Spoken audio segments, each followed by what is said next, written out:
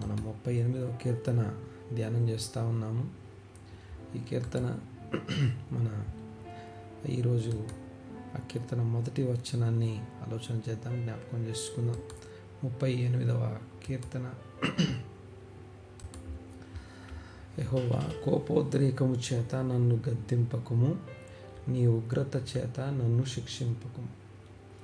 కోపోద్రేకము చేత నన్ను గద్దింపకము, నీ ఉగ్రత చేత నన్ను శిక్షింపకము.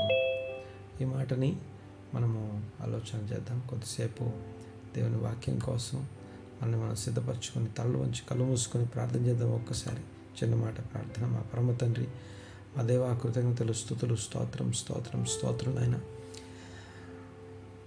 వాక్యమై ఉన్న మెస్సయ్యను ధ్యానించి, ఇదిగో కీర్తనలో ఉన్నటువంటి మెస్సయ్యను ధ్యానిస్తూ కొనసాగడానికి మాకు మరొక అవకాశాన్ని, పరిస్థితిని కల్పించినందుకు కృతజ్ఞతలు, స్తుతులు, స్తోత్రం చెల్లిస్తున్నాం. మీకే వందనాలు. స్తోత్రం స్తోత్రం నాయన. ఈ సమయంలో ప్రభా, నాతో పాటు ఏకీపించిన ప్రతి వ్యక్తిని మీ హస్తాలకు అప్పగిస్తూ ఉన్నాం. వారిని దీవించండి, ఆశీర్వదించండి. వందనాలు, స్తుతులు, స్తోత్రం నాయన. వారి మీద మీ కనికరం నుంచమని ప్రార్థన చేస్తున్నాం. క్రీస్తు గొప్ప నామమున ఈ రోజుకి అవసరమైనటువంటి వాక్యం మాకు దయచేయండి, మాట దయచేయండి. ధ్యానించడానికి, ఆలోచించడానికి మమ్మల్ని మేము ఇదిగో మీ వాక్యంలో సరిపోల్చుకొని చూసుకోవడానికి హృదయంలో పరిశోధించే వాక్కు చేత దర్శించమని ప్రార్థన చేస్తున్నాం. వందనాలు, స్తోత్రం నాయన. సమస్త ఘనత మహిమ మీకు ఆరోపిస్తూ స్తుతించి ఆరాధించి ప్రార్థన అడిగి వేడుకొంచున్నాం తండ్రి. Amen amen amen. Praise the lord.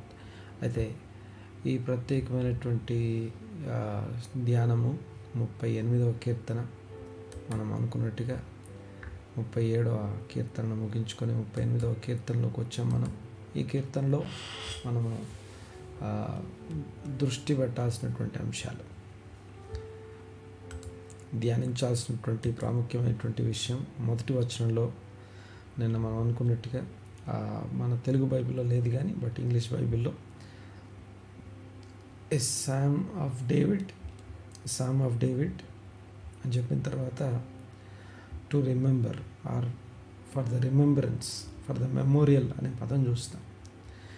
అనగా జ్ఞాపకార్థమైనటువంటి కీర్తన అనే పదాన్ని చూసాము. తర్వాత సామ్ అనగా కీర్తన అని చెప్పేటప్పుడు జనరల్గా వాడే పదం కాకుండా మిజ్మోర్ అనే పదం, మిజ్మోర్ అనే మాటకి పాట అని అర్థం. అనగా ఇది ఒక సాంగ్, పాట, జ్ఞాపకార్థమైనటువంటి పాట అని అర్థం. అంటే ఎందుకని దీనికి స్పెసిఫిక్గా ఇలాంటి మాట రాస్తుంది? ఇదే మాట మనకు 70వ కీర్తనకు కూడా వాడబడినట్లుగా మనం చూస్తాం. టు బ్రింగ్ టు రిమెంబరెన్స్, పదే పదే జ్ఞాపకం చేసుకునే కీర్తన, లేకపోతే జ్ఞాపకార్థమైనటువంటి కీర్తన. మనము నిన్న సాయంకాలం మాట్లాడుకున్నట్టుగా ప్రతి వ్యక్తి యొక్క సోల్ ఏదైతే దేవుని యొక్క నిశ్వాసం నుంచి కలిగిందో ఆ సోల్ దేవుని వైపు తిరిగి వెళ్ళడానికి, దేవుని వైపు నడవడానికి అది పదే పదే ఆశపడుతూ ఆ యొక్క అంటే బలంగా కోరుకుంటూ ఉంటుంది. అయితే దాన్ని ఆటంకపరుస్తూ ఉన్నటువంటి ప్రతి విధమైనటువంటి యొక్క లోక సంబంధమైన విషయాలు, శరీర క్రియలు ఇవి ఏవైతే ఉన్నాయో వాటిలో అది నలిగిపోతూ, లేకపోతే వాటి మధ్యలో అది ఏమంటామంటే ఒక రకమైనటువంటి దుఃఖారావాన్ని, విలాపాన్ని ఆ యొక్క సోల్ చేస్తూ ఉంటుంది.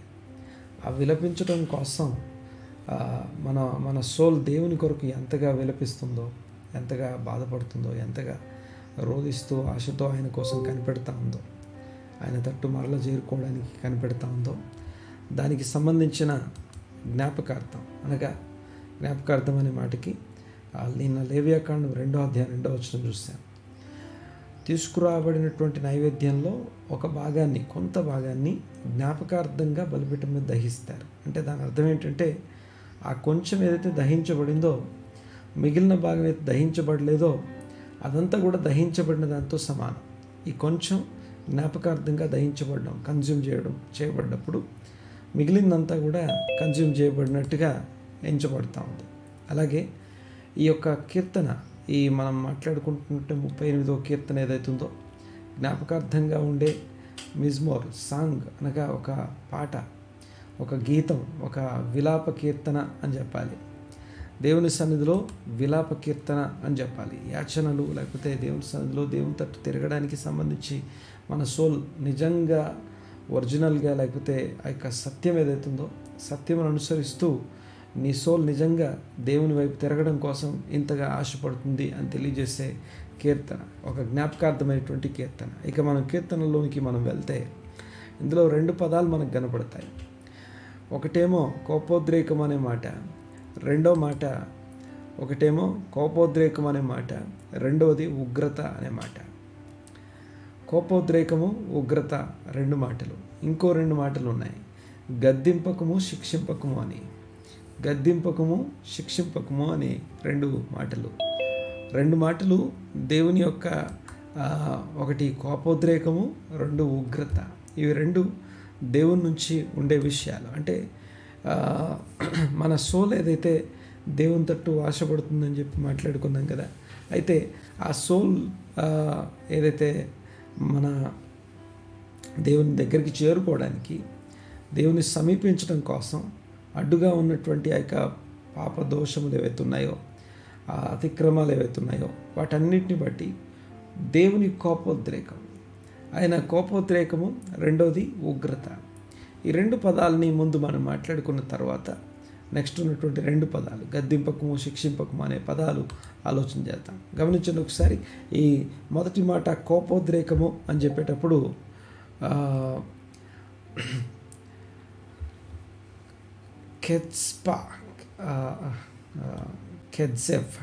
కెడ్జెప్ అనే పదం ఏదైతుందో ఈ పదము యాంగర్ అనే పదం మనం చూస్తాం హీబ్రూ భాషలో.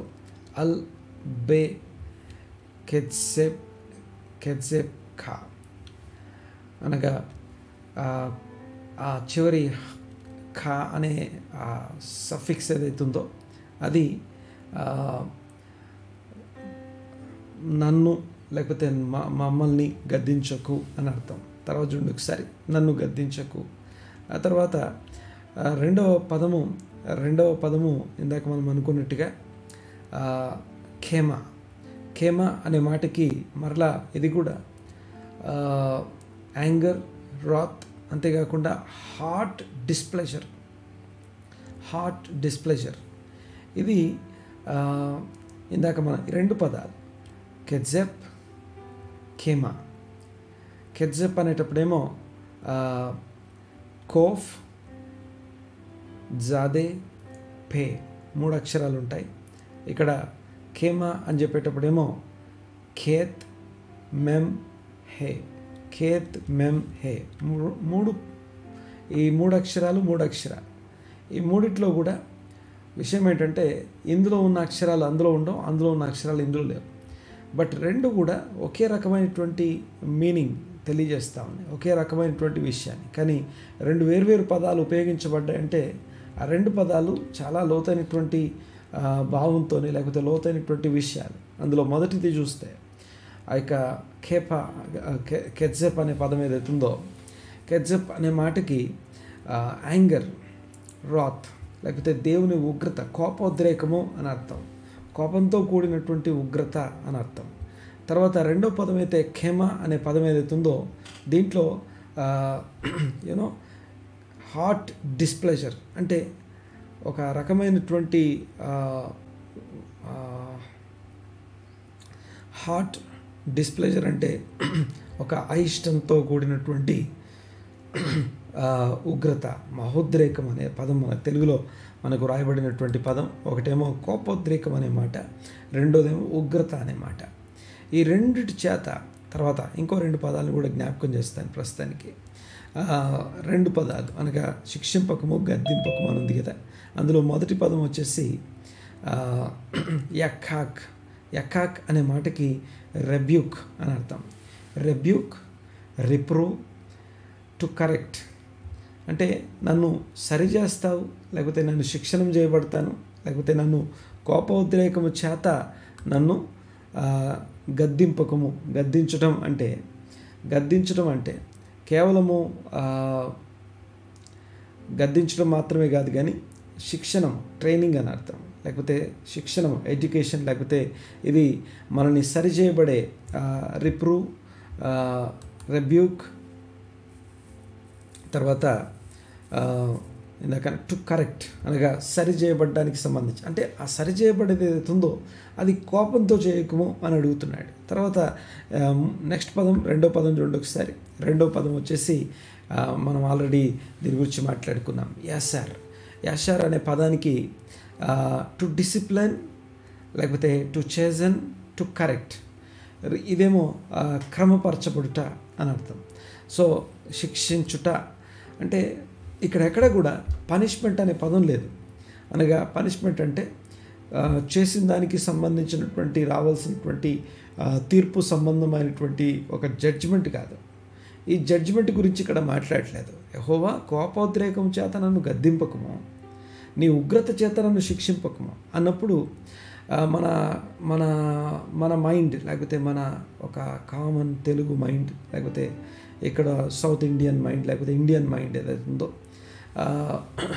వి ఫీల్ ఎవ్రీథింగ్, ప్రతిదాన్ని ఒక ఎలా ఫీల్ అవుతామంటే ఒక పనిష్మెంట్ లాగా ఫీల్ అవుతాం. పనిష్మెంట్ వేరు, శిక్షణం వేరు. జనరల్గా గమనించండి ఒకసారి, దేవుడు మనల్ని విడిచిపెట్టడానికి, లేకపోతే మన నుంచి మనల్ని వదులుకోవడానికి అసలు ఇష్టపడినటువంటి దేవుడు. ఎలాంటి దేవుడు అంటే ఆయన కృపగుణాలు ఎలాంటివి అంటే, ఒకడు తన దుష్టత్వంలో నశించడం దేవునికి ఇష్టం లేదు.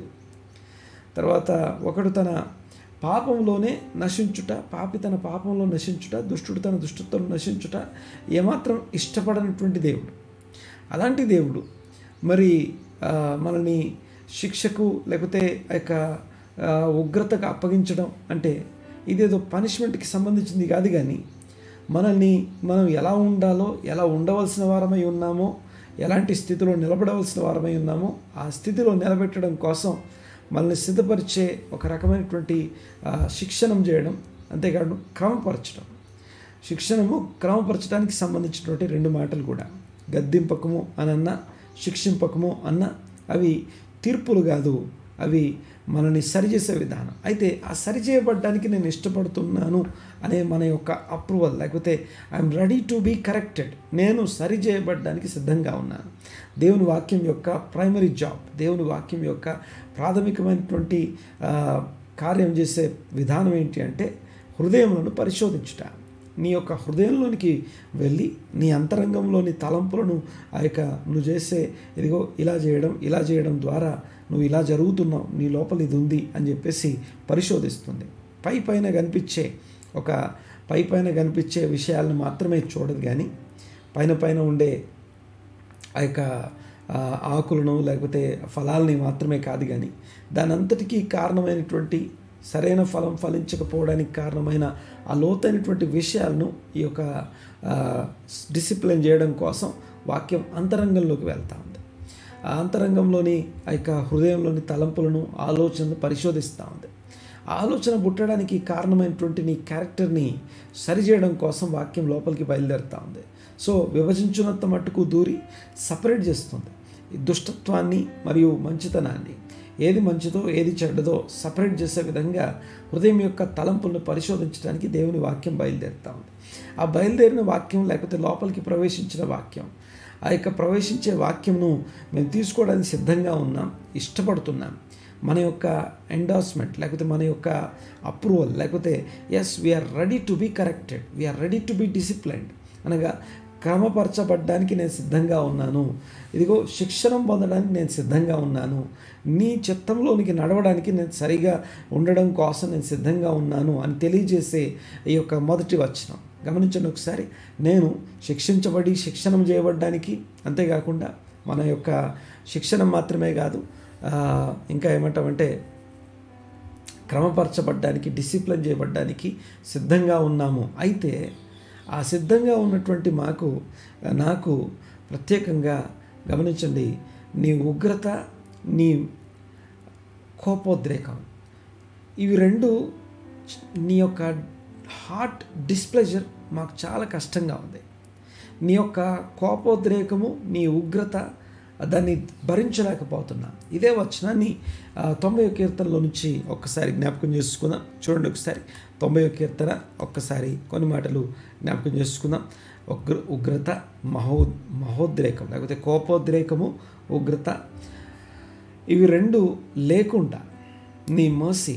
అందుకే ప్రతిరోజు ఈ కీర్తనని చదవకుండా దినాన్ని ముగించొద్దు అన్న సలహా. ఒక్కసారి కాదు, దాదాపుగా 3 సార్లు ఈ కీర్తనని చదవకుండా. ఏ కీర్తన అంటే 136 కీర్తన. నీ కృప నిరంతరం ఉండును అని, నిరంతరం ఉండునుగాక అని చెప్పే ఆ కీర్తనని చదవకుండా, లేకపోతే ఒక దినాన్ని ముగించొద్దు. గమనించండి ఒకసారి, 136 కీర్తనని చదవకుండా, లేదా దాన్ని పాడకుండా, లేకపోతే దాని గురించి ఆలోచించకుండా ఒక దినాన్ని ముగించవద్దు. అలాగే ఎందుకంటే దేవుని కృప నిరంతరం ఉండే కృప. అంతేకాదు, ఈ మహోద్రేకము, కోపం అనే దేని గురించి అయితే రాస్తుందో దానికి దేవుని యొక్క ఆయన ప్లానర్లో, లేకపోతే ఆయన జర్నల్లో, లేకపోతే ఆయన యొక్క ఏమంటాం ఆయన స్కెడ్యూల్లో, ఆయన స్కెడ్యూల్లో మీరు గమనించండి ఒకసారి, ఆయన నిమిషం మాత్రమే కోపపడతాడు. ఆయన కోపానికి ఎంత సమయం కేటాయించబడుతుంది, ఎంత స్కెడ్యూల్ చేయబడుతుందంటే జస్ట్ నిమిషం మాత్రమే. అంతేకాదు, ఆయన దయ ఆయుష్కాలం ఉంటుంది.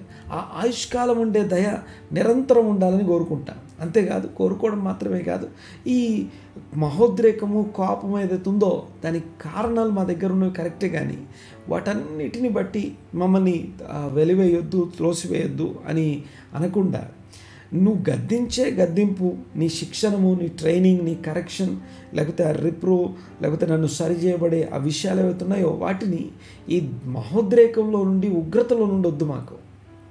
నీ ఉగ్రతను మేము తట్టుకోలేము, భరించలేము. 90వ కీర్తన ఒక్కసారి జ్ఞాపకం చేసుకుందాం. ఒకసారి చూడండి, ఒకసారి 90వ కీర్తన.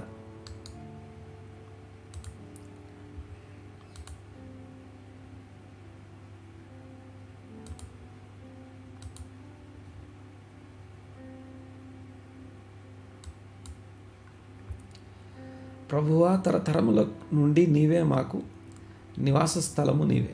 తరతరముల నుండి మాకు నివాస స్థలము నీవే. పర్వతములు పుట్టక మునుపు, భూమిని లోకమును పుట్టింపక మునుపు, యుగ యుగములు నీవే దేవుడవు. నీవు మనుష్యులను మంటికి మార్చుచున్నావు, నరులారా తిరిగి రండని సెలవిచ్చుచున్నావు. నీ దృష్టికి 1000 సంవత్సరములు గతించిన నిన్నటి వలె నున్నవి, రాత్రి అందలి యొక్క జాము వలె ఉన్నవి. వరద చేతనైనట్టు నీవు వారిని పారగొట్టి వేయగా వారు నిద్రింతురు. ప్రొద్దున వారు పచ్చగడ్డి వలె చిగురింతురు. ప్రొద్దున అది మొలిచి చిగురించును, సాయంకాలం అది కోయబడి వాడబారును. నీ కోపం వలన మేము క్షీణించుచున్నాము. నీ కోపం వలన మేము క్షీణించున్నాము. నీ ఉగ్రతను బట్టి దిగులు పడుచున్నాము. నీ ఉగ్రతను బట్టి మేము దిగులు పడుచున్నాము. 8వ వచనం, మా దోషములను నీవు నీ ఎదుట నుంచుకొని ఉన్నావు. నీ ముఖకాంతిలో మా రహస్య పాపములు కనబడుచున్నవి. నీ ఉగ్రతను భరించుచునే మా దినములు గడిపితిమి. నిట్టూర్పులు విడిచినట్టు మా జీవితకాలం జరుపుకొందుము. మా ఆయుష్కాలము 70 సంవత్సరములు, అధిక బలమున్న ఎడల 80 సంవత్సరములగును. అయినను వాటి వైభవము ఆయాసమే దుఃఖమే, అది త్వరగా గతించును, మేము ఎగిరిపోదుము. తర్వాత చూడండి ఒకసారి, నీ ఆగ్రహ బలము ఎంతో ఎవరికి తెలియను.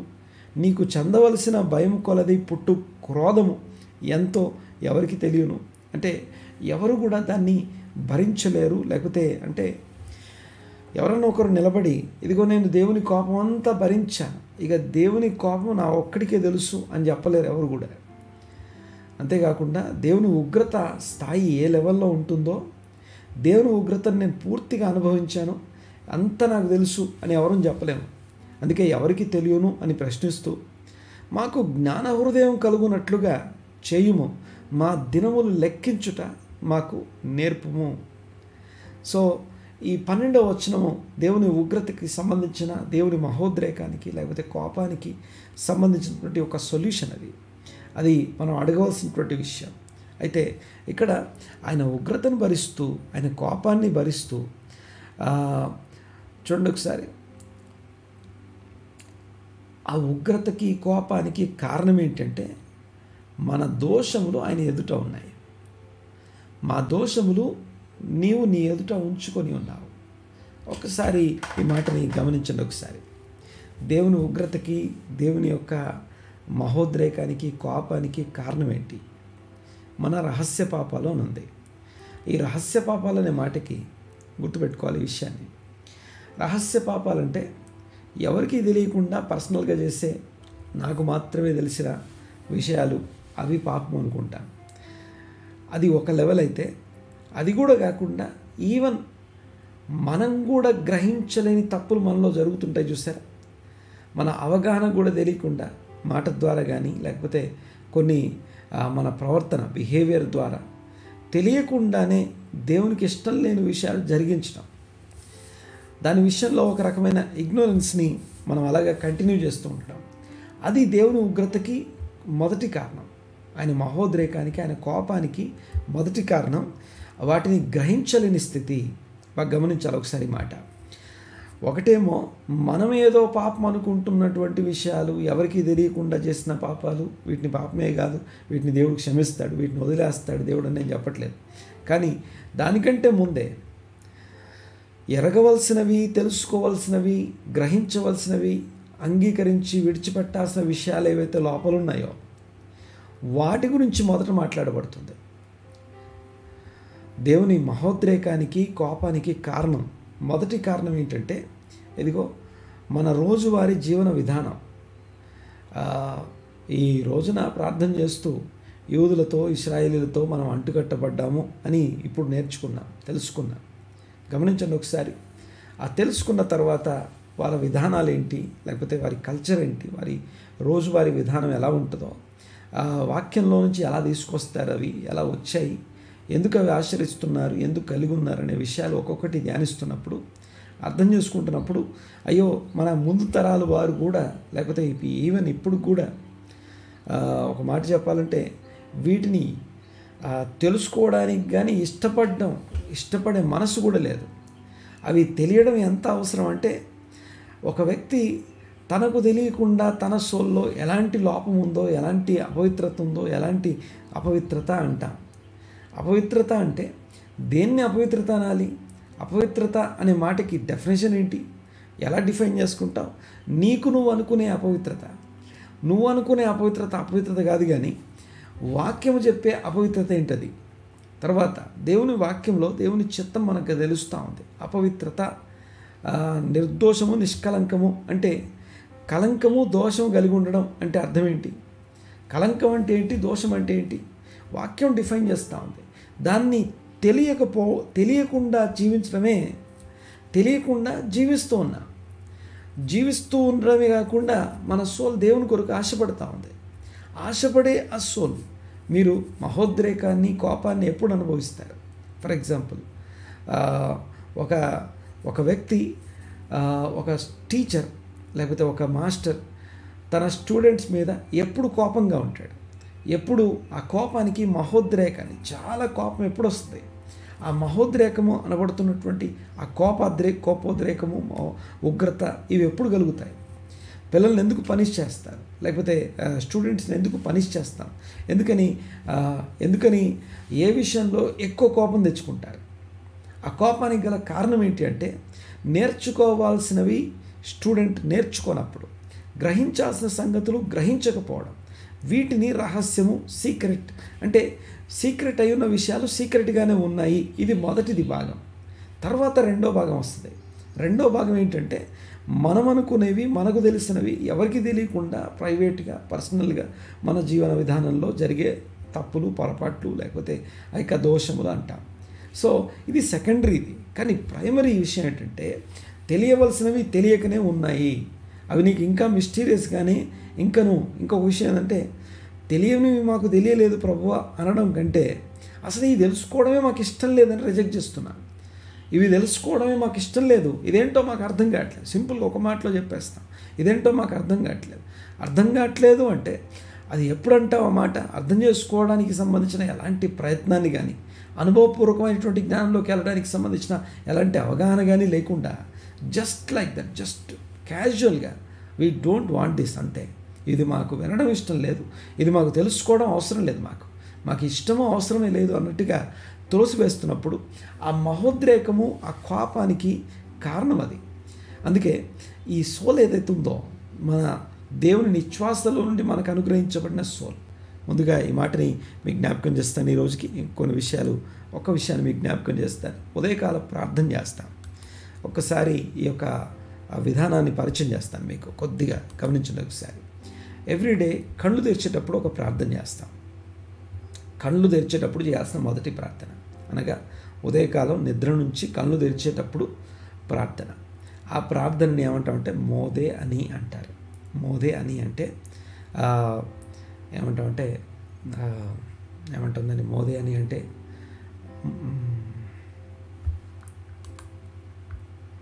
ఐమ్ సారీ,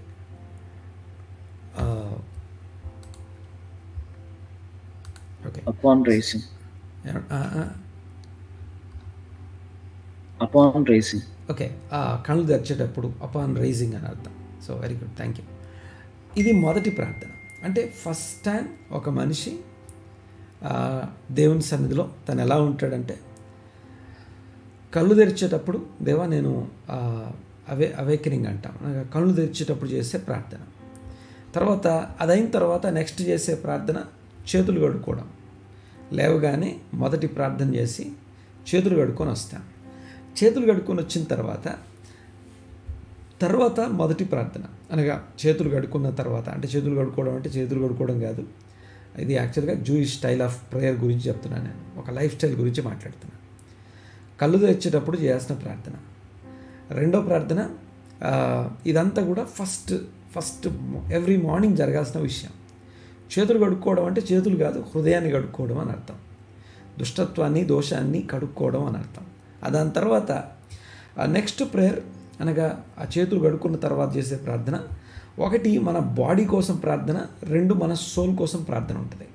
మరొకసారి, ఒకటి మన శరీరం కోసం ప్రార్థన, రెండు మన సోల్ కోసం ప్రార్థన. ఈ బాడీ కోసం చేసే ప్రార్థన ఏదైతుందో దీన్ని ఎలా చూస్తామంటే, దేవా ఈ శరీరంలో ప్రతి అవయవంలో, ప్రతి సిస్టంలో అనేకమైనటువంటి ఓపెనింగ్స్ ఉంటాయి. ఓపెనింగ్స్, తర్వాత క్యావిటీస్ అంటాం, తర్వాత ఏమంటామంటే అందులో మనం రాత్రి పడుకున్నప్పుడు కానీ మన రోజువారీ జీవన విధానంలో ఒకటి బ్లాక్ అయి ఉన్నది ఓపెన్ అయినా, రప్చర్ అయినా, అది ఏం జరిగినా సరే, అది ఎలాంటిది ఏమైనా జరిగిందనుకోండి, మనం బాడీని మనం సజీవులమై ఉండం. సజీవులం కాకుండా ఈ బాడీలో ఉన్న ప్రతి అవయవం, లివర్ లాగా పనిచేస్తుంది, లంగ్ లాగా లంగ్స్ పనిచేస్తున్నాయి, కిడ్నీస్ పనిచేస్తున్నాయి, హార్ట్ పనిచేస్తూ ఉంది, బ్రెయిన్ పనిచేస్తూ ఉంది, తర్వాత మన యొక్క జీర్ణ వ్యవస్థ పనిచేస్తూ ఉంది. సో ఇలాంటి బాడీని సృష్టించి మాకు మంచి బాడీని, అనగా ఆరోగ్యాన్ని ఇచ్చేదేవా అని చెప్పేసి మొదటి ప్రార్థన. నెక్స్ట్ ప్రార్థన ఈ సోల్ కోసం చేసే ప్రార్థన. ఈ సోల్ కోసం చేసే ప్రార్థన ఎలాంటి ప్రార్థన అంటే ఎలోహాయి నశ్యామా అంట. అంటే సకల జీవులకు సోల్ను అనుగ్రహించావు, అనగా నాకు ఇదిగో నా యందు నువ్వు సృష్టించినటువంటి ఈ సోల్ ఏదైతే ఉందో ఇది నిర్దోషమైంది, అనగా యథార్థమైనటువంటి సోల్నే నాకు ఇచ్చావు. ప్రతిరోజు ఉదయం జరగాల్సిన విషయాలు ఇవన్నీ కూడా, అంటే నువ్వు లేచిన వెంటనే జరగాల్సిన ప్రార్థన, అనగా కళ్ళు తెరిచాం, చేతులు కడుక్కున్నాం, ప్రార్థన కూర్చున్నాం. ఆ ప్రార్థనలో మొదటి ప్రార్థన నీ శరీరం కోసం చేస్తావు, రెండో ప్రార్థన నీ సోల్ కోసం ప్రార్థన చేస్తావు. అంటే ఆ సోల్ని నువ్వు నాకు అనుగ్రహించావు ప్రభా, ఈ సోల్ని ఈ శరీరంలోకి ఇచ్చావు, ఒక రోజున నువ్వు మళ్ళీ తీసుకుంటావు ఈ సోల్ని. అంతేకాదు, ఈ సోల్లో నేను నా జీవితాన్ని, నా సోల్ దేవుని వైపు ఆకర్షిస్తున్నప్పుడు నేనేమో వాటిని నేర్చుకోవాల్సిన, గ్రహించాల్సిన సంగతుల్ని, ఇక్కడ శరీరంలో ఉండి నేర్చుకోవాల్సిన సంగతుల్ని, గ్రహించాల్సిన సంగతుల్ని విడిచిపెట్టేసి వాటి గురించి ఆలోచనే లేకుండా, సో ఆ యొక్క సోల్ యొక్క ఆ క్రేవింగ్, ఆ యొక్క దేవుని తట్టు లాగే ఆ అంశాన్ని నేను ఎప్పుడైతే నాలుగో ప్రార్థన, లేకపోతే ఈ యొక్క సోల్ కోసం ప్రార్థన నేను చదువుతాను చూడండి ఒకసారి. My God, the soul you have given me is pure, you created it you formed or fashioned it.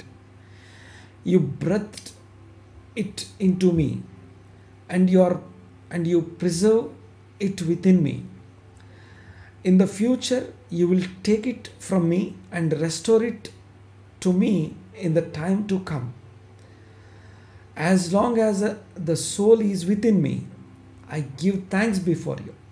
నా సోల్ నాలో ఉన్నంతసేపు నీకు కృతజ్ఞతాస్తులు చెల్లిస్తాను. తర్వాత Adonai, my God and God of my ancestors, forefathers లేకపోతే పితరులు అని అర్థం. Master of all deeds, Adonai of all souls, blessed are you Adonai who restores, returns souls to lifeless dead bodies. ప్రతి మృత శరీరంలోనికి మరలా సోల్ని రిటర్న్ చేసి పునరుత్థానం జరిగించగలిగిన ఓ దేవా నీకు వందనాలు అని చెప్పడం. ఇది సోల్ కోసం చేసే ప్రార్థన. దేవునికి స్తోత్రం కలుగునుగాక. సో అలాంటి సోల్ దేవుని సన్నిధిలో నేర్చుకోవాల్సిన గ్రహించకపోవడం వలన మన టీచర్కి, మన యొక్క ఉపదేశించే ఉపదేశకునికి, దేవుని పిల్లలందరూ యెహోవా చేత ఉపదేశం పొందుతారు. ఆ ఉపదేశం నొందవలసిన వారు ఉపదేశం నొందకపోవడం వలన ఆ మహోద్రేకము మరియు ఆ యొక్క ఉగ్రతకి కారణం. ప్రార్థన చేసుకున్న ప్రస్తుతానికి ఈరోజుకి. మా పరమ తండ్రి, మా దేవ, మీకు వందనాలు, స్తుతులు, స్తోత్రం నాయన. ఈ దినము ఉదయకాలము మరొకసారి మీ యొక్క గొప్ప నామమున ఇదిగో ధ్యానిస్తూ ఆరాధనాపూర్వకంగా 38వ కీర్తనలో నుంచి మరొకసారి మమ్మల్ని దర్శించినందుకు మీకు వందనాలు చెల్లిస్తున్నాం. ఈ ధ్యానపూర్వకమైనటువంటి ఉదయకాలపు సహవాసాన్ని దీవించండి, ఆశీర్వదించండి. ఇదిగో ఈ భాగ్యము ఇదిగో నాయన ప్రభా అనేకులకు కలుగునట్లుగా ఇదిగో నాయన ప్రభా స్తోత్రం చెల్లిస్తున్నాం. అనేకులను యాడ్ చేయండి, తీసుకొని రండి, నడిపించండి ప్రభువా. మీకే వందనాలు, స్తుతులు, స్తోత్రం నాయన. మీ సన్నిధిని బట్టి కృతజ్ఞతలు, స్తుతులు, స్తోత్రం. క్రీస్తు గొప్ప నామమున మనోనేత్రాలు వెలిగించండి. ఇదిగో జ్ఞానము, ప్రత్యక్షత కలిగిన మనస్సు ప్రతి ఒక్కరికి దయచేయండి ప్రభువా. మీకు వందనాలు చెల్లిస్తున్నాం. ఇదిగో మా యొక్క కళ్ళు తెరవడానికి ఇచ్చిన కృపను బట్టి మీకు వందనాలు. హృదయాలు గడుక్కోవడానికి, ఇదిగో మా చేతులు గడుక్కోవడానికి మాకు అనుగ్రహించిన మరొక దినమును బట్టి కృతజ్ఞతలు, స్తుతులు, స్తోత్రం నాయన. అలాగే మీకు వందనాలు. మా శరీరంను బట్టి మీకు వందనాలు. ఇదిగో మా యొక్క శరీరంలో ఇదిగో నాయన ప్రభా అన్ని ఆర్గాన్స్ని ఇదిగో మేము మీ కృపను బట్టి అన్నీ కూడా చక్కగా పనిచేస్తూ ఆరోగ్యంతో ఉన్నాం. అలాగే మాకు సోల్ని అనుగ్రహించారు. ఆ సోల్ని బట్టి మీకు వందనాలు, స్తుతులు, స్తోత్రం నాయన. మీ గొప్ప నామాన్ని బట్టి కృతజ్ఞతలు, స్తుతులు, స్తోత్రం. సమస్తమైనటువంటి ఇదిగో అధికారం, ఆధిపత్యాన్ని మీకే అని ఒప్పుకుంటూ మీ యొక్క ఆధిపత్యానికి, మీ సార్వభౌమత్వానికి మమ్మల్ని మేము అప్పగించుకుంటూ స్తుతించి ఆరాధించి మీ నామాన్ని గొప్ప చేస్తూ నజరేయుడైన యేసుక్రీస్తు నామమున ఇదిగో ఏకీభవించిన ఈ సహవాసం కోసం ప్రార్థన చేస్తున్నాం తండ్రి. ఇంకా ఎవరెవరైతే ఈ సహవాసాన్ని ఎరిగి ఉన్నారో, ఈ సహవాసం గురించిన వివరం ఇదిగో సమయము విషయాలు తెలుసున్నా కూడా రాలేక ఉన్న వారి కోసం ప్రార్థన చేస్తున్నాం. వారిని ఒక్కసారి జ్ఞాపకం చేసుకోండి. అలాగే మీకు వందనాలు, స్తోత్రునైనా. క్రీస్తు గొప్ప నామమున మా ముందున్నటువంటి ఈ దినమంతా మీ సన్నిధిలో నిందారహితంగా, నిర్దోషంగా జీవించడానికి అవసరమైనటువంటి కృప మా అందరికీ కలుగజేయమని వేడుకుంటూ, స్తుతించి ఆరాధించి మీ నామాన్ని గొప్ప చేస్తూ సంఘాన్ని, సహవాసాన్ని దీవించిన విధానం బట్టి వందనాలు చెల్లిస్తూ నజరేయుడైన యేసుక్రీస్తు నామమున ఈ ప్రార్థన అడిగి బ్రతిమాలి నేను ఎంతో వేడుకొంచున్నాము తండ్రి. Amen, amen, amen.